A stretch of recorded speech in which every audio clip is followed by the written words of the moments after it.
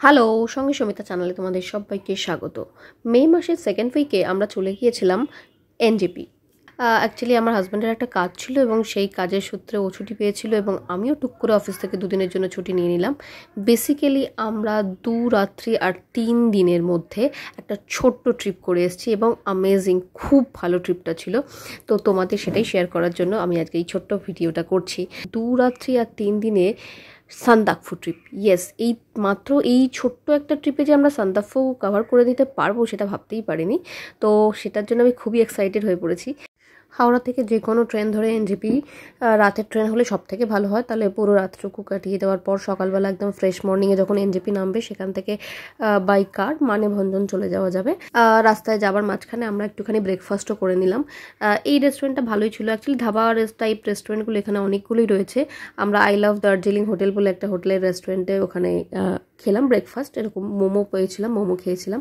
তো ওখান থেকে তারপরে শুরু হলো আমাদের পাহাড়ে ওঠার পালা। অ্যাকচুয়ালি যখন প্রত্যেকটা টার্ন নিচ্ছে আর পাহাড়ে উঠছি, অসাধারণ। কার্শিয়াং পাস দিয়ে আমরা যাচ্ছি আর একটা চেক পোস্ট কভার করে করে যেতে হচ্ছে। তার কারণ হচ্ছে যে মানে আমরা যে ট্যুরটা করছি সেটা নেপাল আর ইন্ডিয়া, এই দুটো বারবার বর্ডার ক্রস করতে হচ্ছে। রোড ট্রিপটা এমনই যে সান্দাকফু যেতে গেলে একবার তোমাকে নেপাল রাস্তা দিয়ে যেতে হচ্ছে, একবার ইন্ডিয়ার রাস্তা দিয়ে যেতে হচ্ছে। সো এরকমভাবে যেতে যেতে আমরা আস্তে আস্তে চলে যাচ্ছিলাম মানেভঞ্জনের দিকে। So I am so excited এবং শেষ পর্যন্ত গিয়ে পৌঁছালাম মানেভঞ্জনে এবং যতক্ষণে পৌঁছলাম ওয়েদারটা কিন্তু আস্তে আস্তে চেঞ্জ হতে হতে ঠান্ডা হয়ে গেল। মানেভঞ্জন মানে হচ্ছে ল্যান্ড ওভার। ইয়েস, তো এরকম ল্যান্ড ওভার গাড়ি যদি আমরা নিই কারণ প্রচণ্ড বৃষ্টি শুরু হয়ে গেল, তো আমরা নর্মাল বোলেরো গাড়িও নিলাম এবং ওখানে দাঁড়িয়ে ছোট্ট একটা শহর মানেভঞ্জন, সেখানকার কয়েকটা ছবি আমরা তুলে নিলাম। কারণ ওখানে আমরা নাইট স্টে করিনি, বেশিরভাগ লোকই মানেভঞ্জনে নাইট স্টে করে, কিন্তু আমরা মানেভঞ্জনে নাইট স্টে করিনি। আমরা একেবারেই চলে গেছিলাম টুমলিংয়ে। এই ছোট্ট শহর মানেভঞ্জনে সবাই নাইট স্টে করার জন্য প্রচুর হোমস্টে আছে, প্রচুর হোটেলস আছে।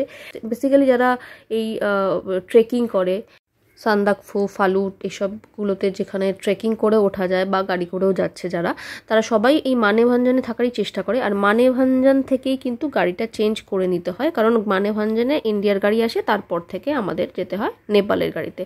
আমরা ল্যান্ড ওভার নিইনি, আমরা নর্মাল বোলেরো গাড়ি নিয়েছিলাম কারণ প্রচণ্ড বৃষ্টি হচ্ছিল এবং গাড়ি প্রায় চালানো যাচ্ছিল না, এত বৃষ্টি। এবং তোমরা বিশ্বাস করবে না, শিলা বৃষ্টি হচ্ছিল। হ্যাঁ, শিলা বৃষ্টি। আমি জানলা খোলার চেষ্টা করেছিলাম কিন্তু ড্রাইভার দাদা আমাকে না করেছিল, তো আমি সেরকম ছবি পাইনি। কিন্তু আস্তে আস্তে যখন টুমলিংয়ের পথে ঢুকছিলাম তখন ওয়েদারটা একটু একটু করে ঠিক হচ্ছিল, বৃষ্টি কমছিল। ওই যে দূরে দেখা যাচ্ছে টুমলিং শহর, ছোট্ট একটা গ্রাম বলতে পারো, শহর নয়। এখানে প্রায় 12-14টা মাত্র হোমস্টে রয়েছে। সেখানে আমরা এসে পৌঁছালাম এই টুমলিং। এখানেই একটা হোমস্টেতে আমরা আজকে থাকবো। এই সৎকার লজে আজকে আমাদের থাকার ব্যবস্থা হয়েছে। তো এখানে অসাধারণ জায়গাটা, মানে ঢুকেই মনটা ভরে গেল। মানে জাস্ট আমরা 3.5-4 ঘন্টার মধ্যে শিলিগুড়ি থেকে চলে এসেছি টুমলিংয়ে। মানেভঞ্জন আসতে সময় লেগেছিল ঘন্টা 3, তারপর ওখান থেকে হাফ অ্যান আওয়ার 40 মিনিট লাগে, কিন্তু বৃষ্টি হচ্ছিল বলে গাড়ি খুবই আস্তে চলছিল। আর মানেভঞ্জন থেকে টুমলিংয়ের রাস্তা তো ভীষণই খারাপ, তো সেই কারণে এখানে আসতে আমাদের প্রায় আরও 1 ঘন্টা লেগে গেছে। 3.5-4 ঘন্টার মধ্যে আমরা যখন এখানে এসে পৌঁছালাম, মানে জাস্ট পুরো ওয়েদারটা চেঞ্জ হয়ে গেছে। এইটা হচ্ছে আমাদের ঘর। এক রাত্রের জন্য আমরা এই ঘরটা পেয়েছি, কিন্তু অসাধারণ ভিউ, দুদিকে দুটো জানলা রয়েছে, পর্দা সরানোর দরকার নেই, এমনিই দেখতে পাওয়া যাচ্ছে বিছানা থেকে ওয়েদার কি সুন্দর। এবং দুদিক থেকেই পাহাড় দেখার আশায় রয়েছি, কিন্তু প্রচণ্ড ক্লাউড, জানি না এই ক্লাউড সরবে কিনা আজকে বা কালকে। তো দেখা যাক। এখন আমরা এখানে চলে এসেছি, আজকে এখানে থাকবো, তারপরে কি হবে বুঝতে পারছি না। এনিওয়ে, আমার মনে হয় পুরো ভিডিওটা একদিনে আমি দেখাতে পারবো না তোমাদেরকে, তো আমি আবার পরের পার্ট 2তে বাকি পার্টটুকু দেখাবো। আজকে আমরা এখানে থাকছি, তো একটু ফ্রেশ হয়ে নিই, তারপরে বাকি পার্টগুলো দেখাবো। ও আচ্ছা, তার আগে একটু দেখিয়ে নিই এখানকার এত উঁচুতে, হাই অল্টিটিউডে এত সুন্দর মেনটেন করে। এবং দেখো বাথরুমটাও এত সুন্দর পরিষ্কার, শুধু নয় কত বড়। এবং আমি গিজার ফিজার সবই রয়েছে। সব থেকে বড় সমস্যা যেখানে হচ্ছে ইলেকট্রিসিটি, এখানে ইলেকট্রিসিটি নাকি খুবই সমস্যা থাকে। তো দেখা যাক। এনিওয়ে, এখন ইলেকট্রিসিটি নেই, তো সারাদিন আসে কিনা জানি না, কি হবে।